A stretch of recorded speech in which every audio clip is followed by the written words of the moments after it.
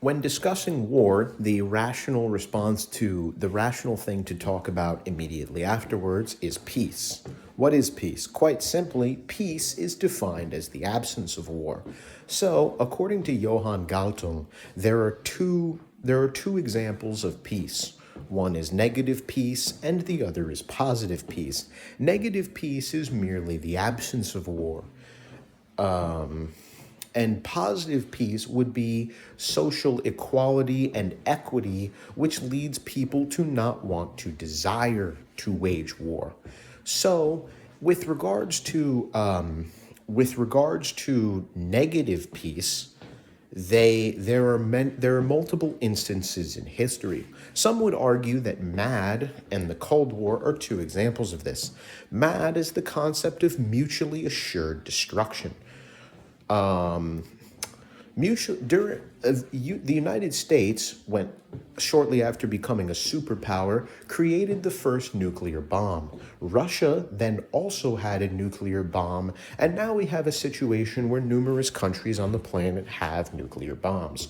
There's been a lot of fiction and a lot of discussion regarding nuclear bombs, nuclear winters, and what would happen if these things were dropped. As such, it becomes something of a lose-lose. It can be compared to the Mexican standoff, the idea when you point a gun at somebody and they point a gun at you. You could shoot them, killing them, but then they would shoot you, killing you. So nobody really wins. Mutually assured destruction is this on a greater scale. The idea behind the theory of mutually assured destruction is that if you have nuclear power and you know that your opponent has nuclear power, you won't engage in war because you don't want war to potentially spill over into nuclear conflict, which could quite possibly mean the end of civilization.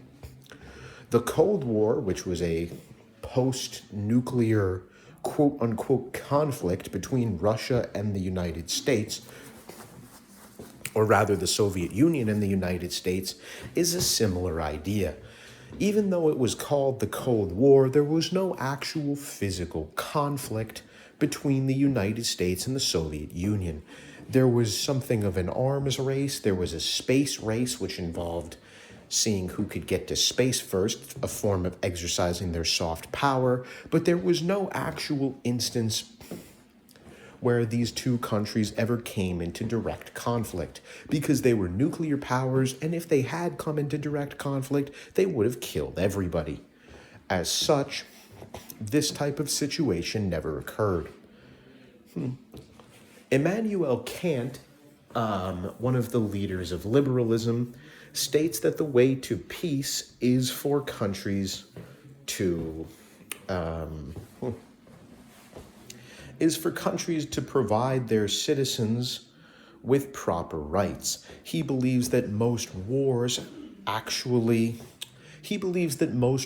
the result of countries having conflicting values. So he is a believer he advocated for the democratic theory.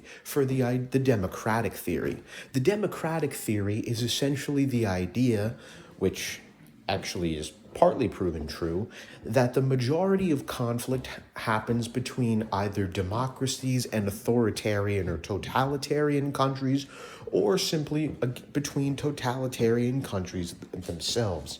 Essentially, the democratic theory states that if all countries in the world were democracies, were liberal democracies, this could be a way to completely eradicate war. Another more centrist viewpoint of this theory, which is in the same vein, is called the democratic peace theory. The democratic peace theory states that because we live in a society that is currently globalized and an economy that is currently globalized, states are less likely to go to war, not because of shared values or anything of the sort, but because it would inevitably damage their economy.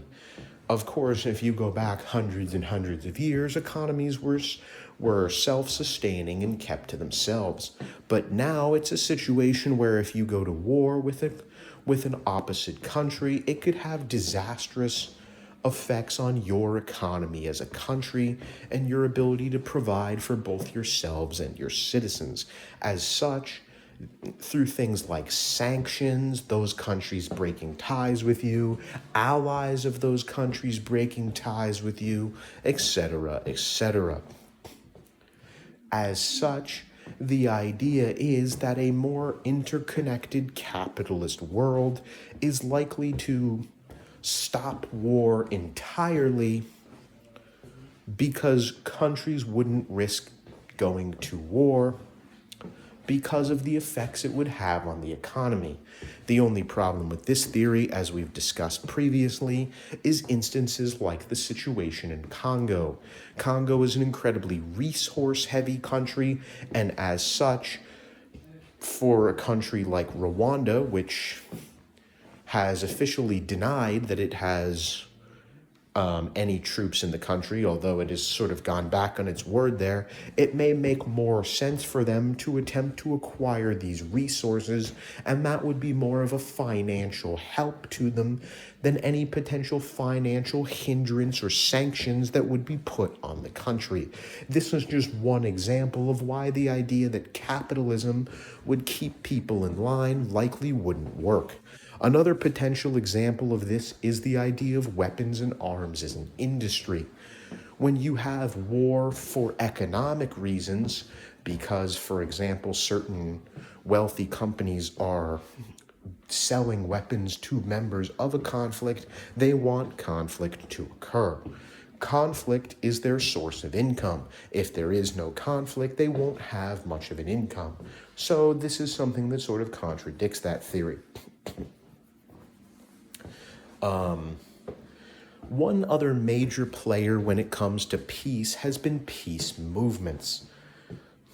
Essentially, these are protests against a number of actions that have come from the state. Protests against, for example, the Soviet Union, protests against the Iraq War, protests against the Vietnam War, etc., etc. There is debate exactly how much this actually contributes to peace.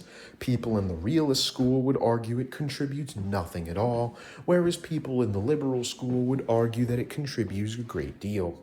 But either way, peace is something that humanity should strive for, and I believe that the more peaceful the time we live in, the better.